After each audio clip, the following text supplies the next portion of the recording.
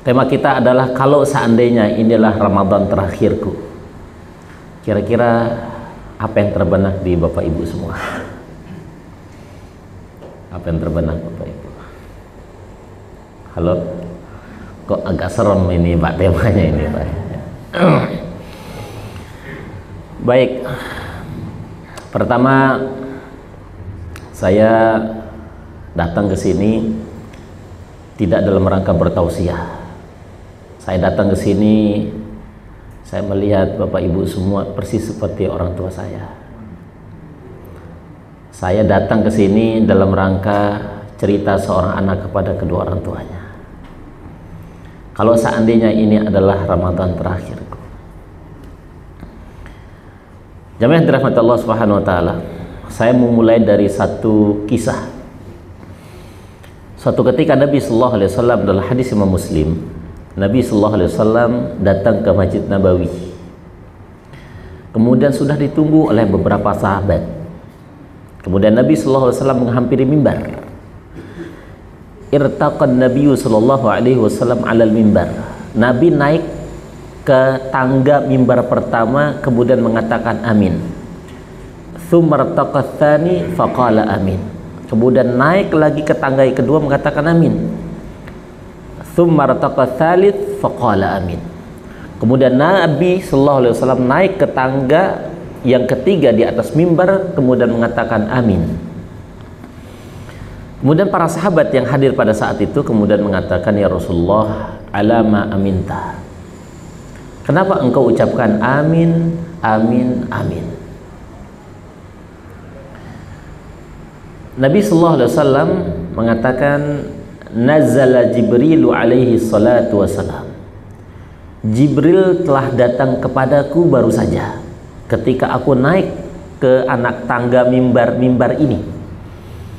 Kemudian faqala Jibril, maka Jibril berkata kepada Nabi Muhammad SAW seraya membisikkan 3 kelompok manusia yang paling celaka dunia akhiratnya. Sehingga beliau mengatakan, ragima amfarajulin, celaka seseorang, celaka seseorang, celaka seseorang. Bapak Ibu, kalau seandainya yang berdoa itu adalah malaikat Jibril, lantas yang mengaminkan itu adalah Rasulullah SAW, pertanyaannya, teristijabah nggak doanya kira-kira? Hah? Wajib nih teristijabah kira-kira begitu. Lantas siapa orang yang kemudian didoakan oleh malaikat Jibril sebagai orang yang paling celaka dunia akhiratnya, kemudian diaminkan oleh Rasulullah SAW? Satu persatu Nabi SAW menyebutkan mereka. Pertama, dzukirat indahu falam yusalli alayya. Ada umat Nabi Muhammad SAW dengar Nabi Muhammad disebut, tetapi mereka tidak mau bersolat pada Rasulullah SAW. Kok bisa ini orang ini disebut orang yang paling celaka? Bagaimana tidak? Karena Nabi SAW itu sangat sayang kepada umat ini. Buktinya mana? Ketika Nabi SAW dalam tarikh atau sejarah sirah Nabi SAW, ketika Nabi SAW berada di sandaran Sayyidina Aisyah radhiyallahu ta'ala, ketika di penghujung hayat Nabi SAW, proses sakaratul maut, Nabi SAW masih mengingat kita semua, sehingga Nabi SAW mengatakan ummati, ummati, ummati. Ini menunjukkan satu kecintaan Rasulullah SAW kepada umatku ini. Bukti yang kedua, Nabi SAW bagaimana cintanya kepada umat ini walaupun Nabi tidak pernah ketemu dengan kita. Dalam hadis Imam Muslim, Nabi SAW, ya, syaqautu ila ikhwani, aku itu rindu akan saudara-saudaraku, kata Nabi SAW. Ketika Nabi SAW sedang jalan-jalan di sekitar Masjid Baqi, Pak, sahabat yang hadir pada saat itu mengatakan, ya Rasulullah, alasna ikhwanika, bukankah kami ini adalah saudara-saudaramu? Maka Nabi SAW menyebutkan, bal antum ashabi, kalian itu sahabatku, bukan saudaraku. Lantas sahabat kemudian bertanya kembali, penasaran siapa mereka? Manhum ya Rasulullah, siapa yang engkau maksud dengan saudara-saudaraku? Nabi sallallahu alaihi wasallam menyebutkan qaumun ya'tu ba'di wa yu'minu bi wa lam yurani. Umat akhir zaman tidak pernah bertemu denganku, tetapi mereka adalah yang percaya dan beriman kepadaku. Itulah orang yang akan ditunggu, kata Imam Ibnu Qayyim Al-Jauziyah, di beberapa tempat. Salah satunya di padang mahsyar, kemudian di Al-Kautsar, kemudian di depan pintu surganya Allah Subhanahu wa taala. Jamaah yang dirahmati Allah Subhanahu wa taala, Nabi sallallahu alaihi wasallam pernah memberikan gambaran peristiwa yang akan dilewati oleh setiap manusia, mulai dari Nabi Adam sampai penghujung umat manusia di akhir zaman. Apa itu? Kata Nabi sallallahu alaihi wasallam, ya ayuhan nas, wahai manusia, innakum tuhsyaruna yaumal qiyamah. Sesungguhnya kalian itu tidak ada satupun di antara manusia ini kecuali nanti akan digiring ke padang mahsyar dalam 3 keadaan. Pertama, hufatan, uratan, gurla. Tidak ada pakaian yang melekat pada diri dan tubuh manusia. Tidak menggunakan alas kaki, dan bagi kaum laki-laki tidak dikhitan sebagaimana kaum sebelum Nabi Ibrahim. Kemudian kata Nabi sallallahu alaihi wasallam, disitulah kita butuh yang namanya syafaat. Ketika manusia kemudian dikumpulkan di padang mahsyar, kata Nabi sallallahu alaihi wasallam, tudana syamsu yaumal qiyamah kamiqdari milin. Manusia dikumpulkan di padang mahsyar dalam keadaan telanjang, tidak menggunakan alas kaki dan tidak dikhitan bagi kaum laki-laki. Kemudian Sayyidina Aisyah bertanya kepada Nabi sallallahu alaihi wasallam, alam tarawna ba'duna ba'dah. Ya Rasulullah, apakah pada saat demikian bukankah kami akan saling melihat di antara yang lain? Farda, tidak ada satupun yang akan menengok orang lain, urusan orang lain, kecuali mereka sibuk dengan urusan pribadinya. Maka apakah mereka akan selamat dalam peristiwa padang mahsyar itu? Jamaah yang dirahmati Allah. Dan Nabi sallallahu alaihi wasallam, tudna syamsu yaumal qiyamati kamiqdari milin. Matahari didekatkan kepada kepala manusia sehingga manusia bercucuran air keringat tergantung amalannya. Bapak Ibu, disitulah kemudian kita butuh yang namanya syafaat. Satu keajaiban yang harus kita dapatkan pada saat yang bersamaan. Maka kata Nabi sallallahu alaihi wasallam, siapa mereka? Man shalla alayya salatan haqqul lahu syafaati yaumil qiyamah. Barang siapa yang bersalat padaku maka berhak mendapatkan syafaatku nanti di kiamat. Abdullah bin Abbas, salah satu ulamanya para sahabat, walaupun muda tetapi ulamanya para sahabat, pernah bercerita nanti manusia akan melewati namanya as-sirat, jembatan yang membentang antara pintu surga dan pintu neraka. Situ itu manusia nanti akan kemudian akan melewati as-sirat tergantung amalnya. Ada yang seperti buruk, ada yang seperti menaiki kuda, ada yang seperti orang yang berlari kencang, ada orang seperti jogging, ada orang yang berjalan biasa, dan ada juga orang yang berjalan merangkak. Tetapi kata Abdullah bin Abbas, ada juga orang kemudian ketika sudah berada di tengah-tengah as-sirat yang di antara pintu surga dan pintu neraka, mereka tertahan. Kenapa tertahan? Karena amalannya 50 kebaikannya, 50 keburukannya. Kalau pemilu Bapak Ibu, ini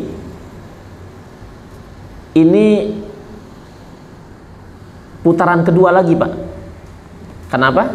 Karena 50-50. Bayangkan, kata Abdullah bin Abbas, ulamanya sahabat Nabi sallallahu alaihi wasallam, itu ada orang-orang yang tertahan di antara pintu surga dan pintu neraka. Disebut dengan Ashabul A'raf dalam Quran. Maka Abdullah bin Abbas mengatakan dia butuh satu keajaiban. Maka orang ini kalau pernah dulu bersolat pada Nabi sallallahu alaihi wasallam, maka datang selawat itu akan menyelamatkan dia dari kobaran api neraka dan masukkan dalam pintu surganya Allah Subhanahu wa taala. Maka jamaah yang dirahmati Allah Subhanahu wa taala, Allah dan seluruh para malaikat itu bersalat pada Nabi sallallahu alaihi wasallam. Ayat yang selalu dibaca oleh para ustadz, para dai, para khatib. Apa ayatnya Bapak Ibu? Apa ayatnya? Inna Allah wa malaikatahu yusalluna 'alan nabi ya ayyuhalladzina amanu sallu 'alaihi wa sallimu taslima. Inna Allah, sesungguhnya Allah, wa malaikatahu, dan seluruh para malaikatnya, yusalluna 'alan nabi, bersalawat pada Nabi sallallahu alaihi wasallam. Maka ayat terakhirnya mengatakan ya ayyuhalladzina amanu, hai orang-orang yang beriman, sallu 'alaihi wa sallimu taslima, kamu bersalawat pada Rasulullah sallallahu alaihi wasallam. Bapak Ibu yang dirahmati Allah, kira-kira mungkin kita bertanya, salawat apa yang layak untuk Rasulullah sallallahu alaihi wasallam? Maka mari kita lihat sahabat. Sahabat datang kepada Nabi. Kemudian sahabat itu mengatakan, ya Rasulullah, idza laqainaka, apabila kami ketemu denganmu, kami tahu cara salam, assalamualaikum warahmatullahi wabarakatuh. Tetapi kami tidak mengerti bagaimana kami mendoakanmu, kata sahabat ini. Wa kaifa nusalli ilaika, bagaimana kami bersalat padamu. Maka Nabi sallallahu alaihi wasallam mengatakan, kul Allahumma salli ala Muhammad wa ala ali Muhammad kama sallaita ala Ibrahim wa ala ali Ibrahim wa barik ala Muhammad wa ala ali Muhammad kama barakta ala Ibrahim wa ala ali Ibrahim fil alamin innaka Hamidum Majid. Nah, ini selawat yang kemudian diajarkan Rasulullah SAW kepada sang sahabat tadi. Mungkin kita tidak hafal panjang gitu, maka bacalah kata Nabi sallallahu alaihi wasallam, Allahumma shalli ala Muhammad. Boleh nggak saya menggunakan kata sayyidina ketika Nabi sallallahu alaihi wasallam berdialog dengan sahabat? Ana sayyidul anbiya wal mursalin, saya itu adalah penghulunya para nabi dan para rasul. Nah, jamaah yang dirahmati Allah Subhanahu wa taala, pertanyaannya kapan kita perbanyak salawat pada Nabi sallallahu alaihi wasallam? Perbanyaklah salawat pada waktu-waktu yang sangat istijabah. Kapan itu? Satu, ketika seseorang itu berada di antara asar dan maghrib di waktu salat Jumat, di hari Jumat. Secara umum diperintahkan berdoa dan perbanyak salawat pada Rasulullah SAW di hari Jumat. Kemudian perbanyaklah salawat pada Nabi SAW ketika kita berada di antara azan dan iqamat. Dan perbanyaklah salawat pada Nabi SAW di penghujung-penghujung sahur kita. Dan tidak ada orang yang bersalawat pada Nabi SAW, kata Nabi SAW, ma min abdin, tidak ada seorang hamba, kata Nabi SAW, yusalli alayya, bersalawat padaku, illa raddahullahu alaihi ruhi, kecuali Allah Subhanahu wa taala akan kembalikan ruhku kepada jasadku, kata Nabi SAW, hatta aruddu ilaihi salam, sampai aku kemudian menjawab salamnya dari umatku. Subhanallah, Bapak Ibu, Nabi jauh hari ini, ya, jasadnya dimakamkan di Masjid Nabawi. Mudah-mudahan Bapak Ibu, kita doakan yang hadir di majlis ini mudah-mudahan bisa haji puroda tahun ini, Bapak Ibu. Tidak ada yang tidak mungkin, ya, selama kita kemudian kalau Allah mengatakan kun fayakun, tidak ada yang tidak mungkin. Ini ada kisah. Saya 2013 ngisi pengajian di ibu-ibu di Depok, Pak. Saya bilang, ibu-ibu yang paling kencang aminnya, kita doakan mudah-mudahan kita ketemu di depan Ka'bah. Nah, ini cerita 2013 ketika saya bawa jamaah lagi tawaf. Assalamualaikum Pak Ustadz. Waalaikumsalam. Siapa ibu? Saya salah satu jamaah yang ikut pengajian Ustadz Mujadi. Ustadz bilang siapa yang paling kencang aminnya, mudah-mudahan kita ketemu di depan Ka'bah. Maka di sore hari ini, di hari-hari yang istijabah, Syahrul Sya'ban. Syahrul Sya'ban itu apa? Kata Nabi sallallahu alaihi wasallam, raf'ul a'malil ibad. Terangkatnya amalan-amalan manusia di penghujung Sya'ban. Maka kita berdoa, ayah bunda semua di sini, mudah-mudahan satu, kita bisa kemudian tawaf di sekeliling Ka'bah. Yang kedua, kita bisa berziarah ke makam Rasulullah sallallahu alaihi wasallam sambil mengucapkan Allahumma shalli ala Muhammad. Ini yang pertama. Maka wajar kalau seandainya ada orang yang kemudian didoakan oleh malaikat Jibril kemudian diaminkan oleh Rasulullah sallallahu alaihi wasallam. Ini orang yang pertama. Yang kedua, Pak,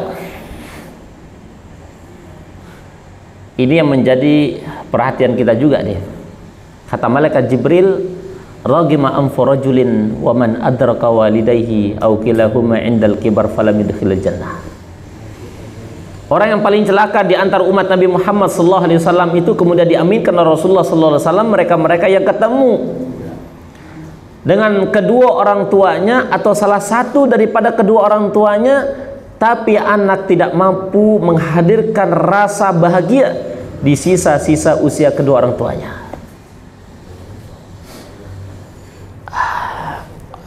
Suatu ketika Nabi sallallahu alaihi wasallam itu didatangi oleh seorang laki-laki ketika perang Uhud. Sahabat ini mengatakan, ya Rasulullah, adzina bil jihad, izinkan aku mengikutimu berjihad di perang Uhud. Maka sahabat ini ditanya oleh Nabi sallallahu alaihi wasallam, atajidu walidaik, masih enggak orang tuamu? Maka Nabi sallallahu alaihi wasallam dijawab oleh sahabat ini, bala ya Rasulullah, ya, ibuku masih. Maka Nabi sallallahu alaihi wasallam memberitakan, irji, engkau putar badanmu, rijlam lijlaiha walakal jannah, engkau urus telapak kaki ibumu, maka engkau akan mendapati surga di bawahnya. Imam Izzuddin Abdus Salam menyebutkan, apabila ada seorang anak satu rumah, satu atap bersama kedua orang tua yang sudah tua renta, maka jadikanlah pintu rumahnya dengan pintu surganya Allah berdekatan, dan tidak ada jalan yang pintas menuju surga kecuali bakti kepada kedua orang tua.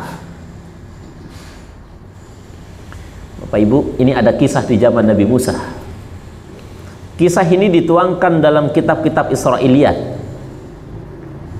Walaupun kemudian para ulama kemudian memberikan catatan, dalam kisah-kisah Israiliyat tidak boleh didustakan 100%, juga tidak boleh dipercaya 100%. Imam Ibnu Katsir menukil satu riwayat Israiliyat. Di zaman Nabi Musa ada seorang laki-laki datang bertanya kepada Nabi Musa, wahai Nabi Musa, kira-kira siapa teman-temanku nanti di surga? Maka Nabi Musa mengatakan, Anda akan bersama di surga itu bersama seorang laki-laki yang bekerja di pagi dan sore hari, yang bekerja sehari-harinya di pasar, persisnya tokonya sebelah pojok pasar. Maka laki-laki ini mengecek siapa orang itu yang dimaksud. Maka diceklah kira apa amalan orang ini sehingga Nabi Musa mengatakan dia akan bersama orang ini nanti surga. Bapak Ibu, dalam kisah itu diceritakan pagi dan sore hari laki-laki yang dimaksud penjaga toko itu adalah orang yang kemudian setiap pagi dan di sore harinya memandikan seekor babi. Pagi dipandikan babinya, sore hari dipandikan. Melihat situasi seperti itu, maka laki-laki yang bertanya kepada Nabi Musa tadi kemudian gak percaya. Masa saya bersama orang yang memandikan babi? Maka dia pulang ke Nabi Musa. Dia tanya lagi, ya Nabi Musa, yang benar saja, masa saya nanti surgaku sama dengan orang yang sedang memandikan babi? Kata Nabi Musa, sesungguhnya babi itu adalah orang tua dari sang anak yang dirubah wujudnya oleh Allah Subhanahu wa taala. Kalau seandainya pelajaran terpentingnya adalah seorang laki-laki mengurus orang tua yang kemudian dirubah bentuknya oleh Allah Subhanahu wa taala sehingga anak ini kemudian bersama kedua orang tuanya masuk surganya Allah Subhanahu wa taala dan ridho dan rahmatnya Allah, bagaimana dengan umat Nabi Muhammad sallallahu alaihi wasallam ini? Bapak Ibu, ada ungkapan seorang ulama, birru abakum tabarrau abnaakum. Berbaktilah hari ini engkau kepada kedua orang tuamu, maka esok hari engkau adalah orang yang paling berbahagia, karena anak, cucu dan keturunanmu menjadi orang yang paling berbakti kepada kita. Bapak Ibu, kita hari ini bisa melihat di media sosial, di lingkungan kita, satu orang ibu mampu mengurus 10 anak, tetapi 10 anak belum tentu mampu mengurus satu orang ibu. Dan ini sangat ironis, Pak. Orang tua yang sudah tidak muda lagi, yang harusnya menikmati masa-masa akhir, masa-masa sisa-sisa usianya, tetapi harus menderita karena tidak ada satupun dari anaknya yang mau menerima kehadirannya. Seolah-olah ketika ibu yang masih hidup, ayah yang masih hidup, ketika datang ke rumah anak-anak yang sudah menikah, seolah-olah itu beban daripada kehidupannya. Bapak Ibu, 1 bulan yang lalu di awal tahun, saya didatangi ke pesantren oleh satu keluarga minta saran. Mereka punya ibu. Ibu ini usianya sekitar 72 tahun. Kalau tidak salah 72 atau 71. Cukup tua. Dan ibu ini hanya bisa terbaring di atas kursi. Dan dia terbaring di atas tempat tidurnya. Kemudian yang datang ini saya tanya siapanya. Ternyata ini adalah cucunya. Saya tanya, anak-anak sang nenek mana? Anak-anaknya ada 4. 1 di Cibinong, 1 di Tangerang, ya 2 di Jakarta. Saya tanya lagi, kalian cucunya? Iya. Ternyata cucunya ini menikah dengan seorang laki-laki yang laki-lakinya datang ke saya. Ustadz, saya ini nenek dari istri saya. Saya mau pelihara sampai batas usia terakhirnya. Kenapa? Karena bibi-bibi saya, om-om saya, termasuk orang tua saya tidak mau menerima kehadiran sang nenek.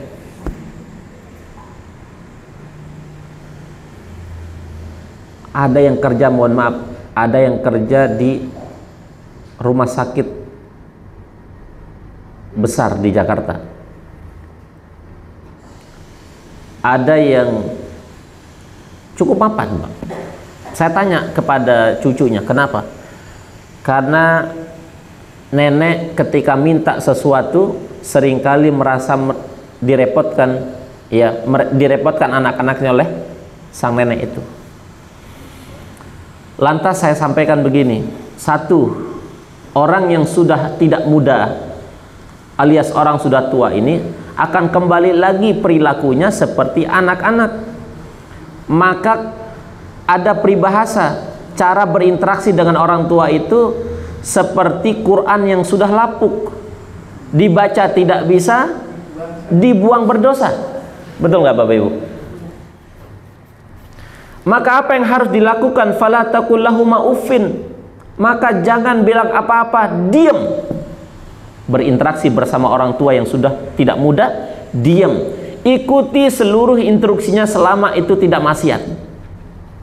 Bayangkan Bapak Ibu, akhirnya sang nenek tadi setelah 2 pekan, seingat saya 2 pekan, itu berada di rumah cucunya, meninggal dunia, dan tidak ada yang datang satupun dari anak-anaknya. Dan orangnya berada di Kodau.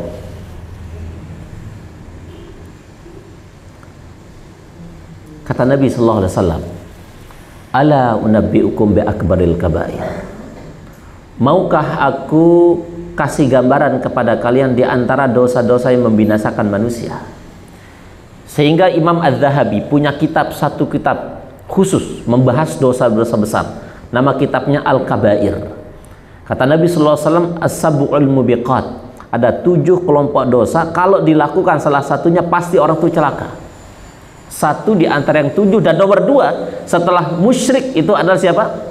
Uququl walidain, orang yang tidak mampu menghadirkan rasa bahagia di sisa-sisa kedua orang tuanya. Ini harusnya yang diceramahin ini anak-anak, Pak.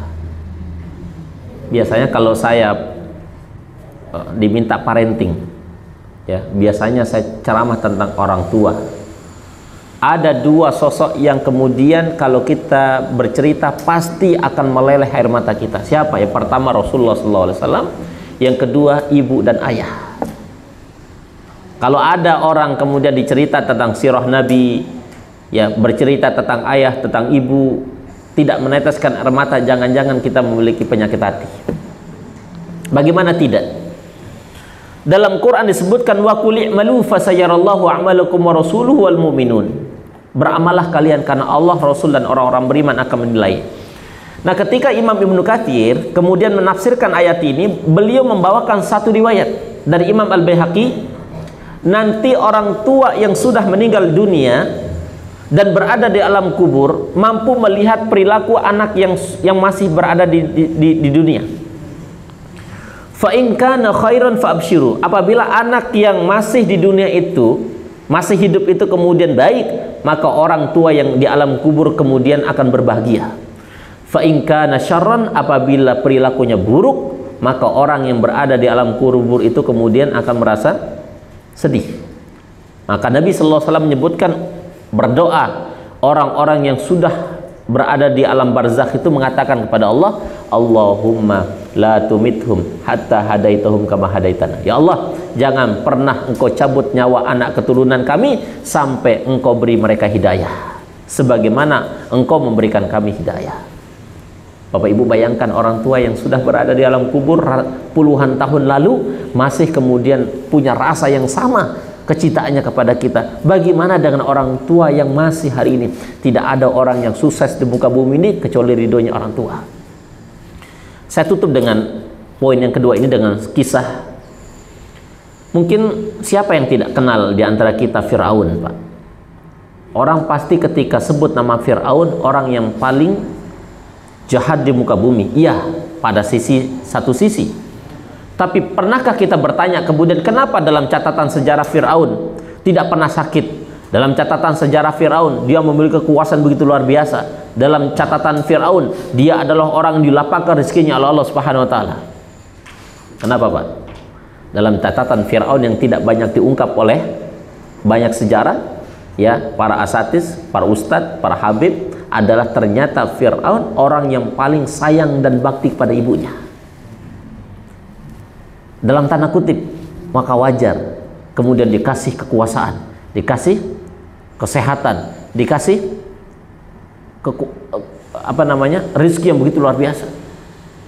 Nah, kalau Fir'aun saja orang yang paling durhaka kepada Allah, khalidina fiha abada, neraka tepatnya, bagaimana dengan umat Nabi Muhammad SAW ini? Harusnya kita tidak seperti Fir'aun, harusnya jauh lebih lapangkan, ya, rezekinya, kesehatan kita, ya, keluarga kita oleh Allah Subhanahu wa taala. Kenapa? Lantas bakti kita kepada kedua orang tua kita.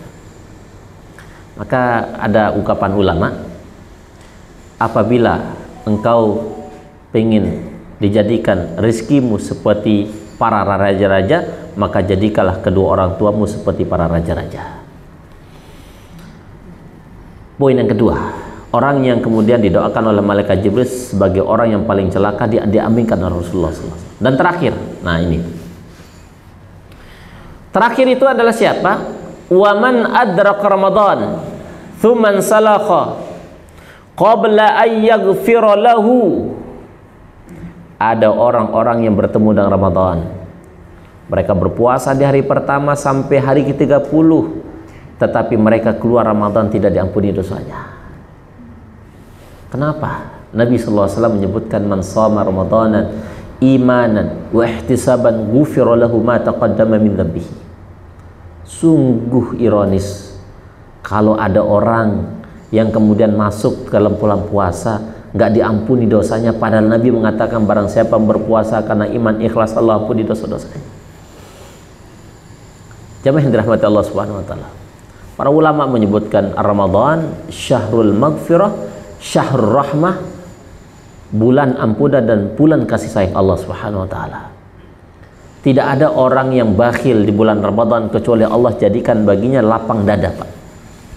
Orang yang tidak pernah kelihatan dompetnya 11 bulan akan keluar juga di bulan Ramadan. Minimal dia keluar zakatnya, Pak.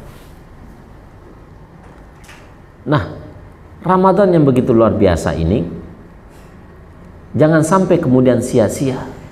Kenapa ada orang yang kemudian tidak diampuni dosanya oleh Allah Subhanahu wa taala di bulan Ramadan?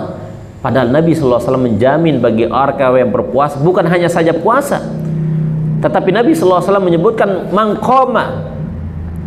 man qama al-lail imanan wa ihtisaban ghufira lahu ma taqaddama min dhanbihi. Barang siapa yang kemudian bangun malam, baik itu tarawih maupun itu tahajud, dia berasa beriman kepada Allah, ghufira lahu ma taqaddama min dhanbihi, maka Allah ampuni seluruh dosa-dosanya.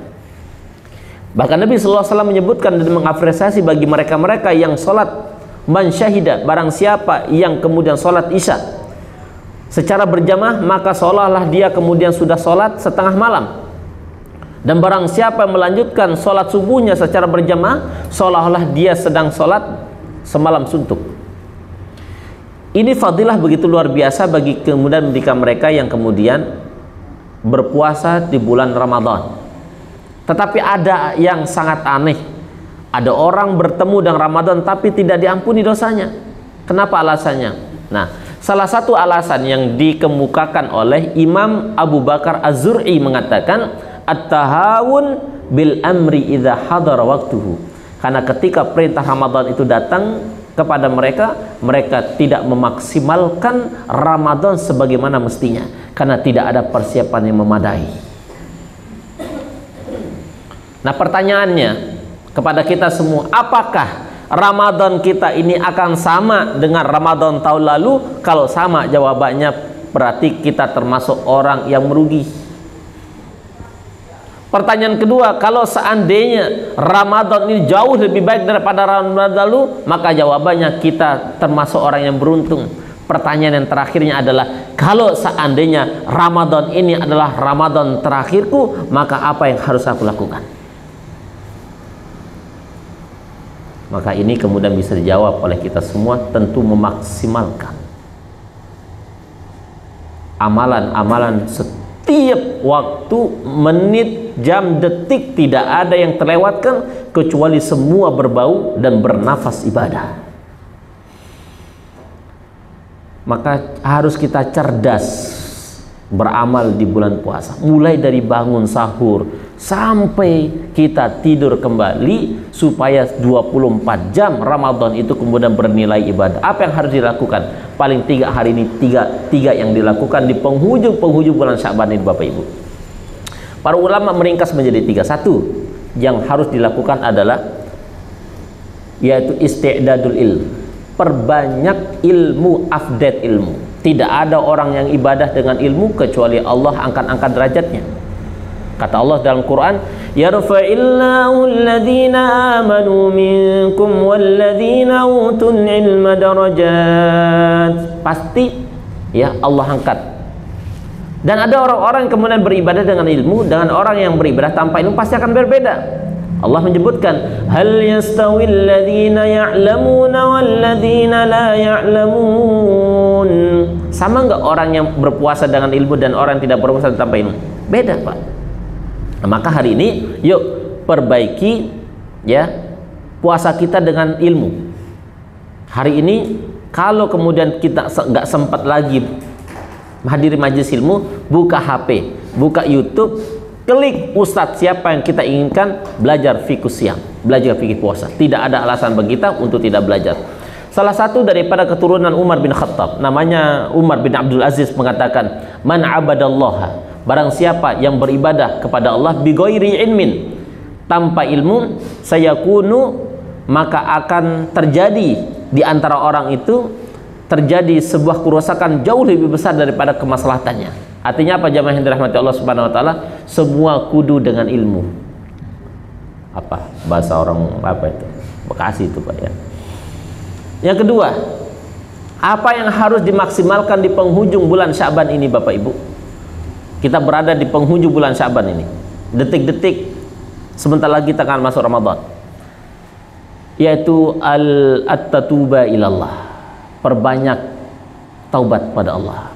Rasa-rasanya kita ini, maaf, usia-usia kita mungkin sudah 4:30, ada yang 5:30 ya, mau menjelang maghrib, ada mungkin yang setelah maghrib Pak ya, ada juga yang sudah mau isya gitu ya, kecuali Ustadz Ramli baru 11:30 kayaknya ya.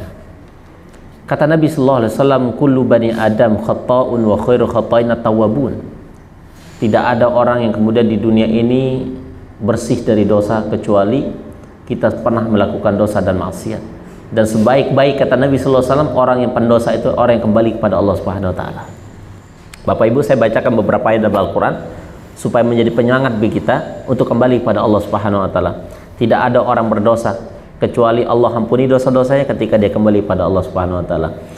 Ya ayyuhalladzina amanu tubu ilallahi taubatan nasuha.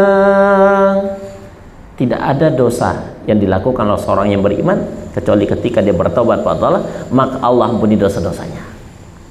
Dia telah mengatakan, qul ya ibadiyalladzina asrafu ala anfusihim la taqnatu min rahmatillah innallaha yaghfirudz dzunuba jami'a.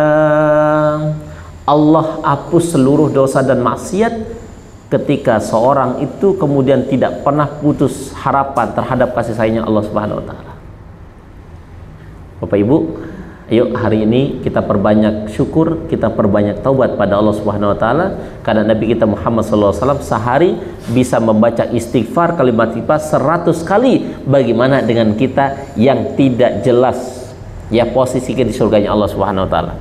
Maka yakin ya sesungguhnya Allah akan datang rahmatnya kepada kita selama kita kembali pada Allah Subhanahu wa taala. Terakhir jemaah yang dirahmati Allah Subhanahu wa taala, perbanyak doa di bulan Sya'ban ini. Apa doanya? Diajarkan Nabi sallallahu alaihi wasallam, Allahumma sallimni wa sallimni ila Ramadan, atau Allahumma barik lana fi Sya'bana wa balighna ila Ramadan. Perbanyak doa, mudah-mudahan kita sampai pada bulan Ramadan. Nah, ini Bapak Ibu yang dirahmati Allah Subhanahu wa taala yang bisa saya sampaikan. Mudah-mudahan bermanfaat bagi kita semua. Hadanallahu wa iyyakum. Wassalamualaikum warahmatullahi wabarakatuh.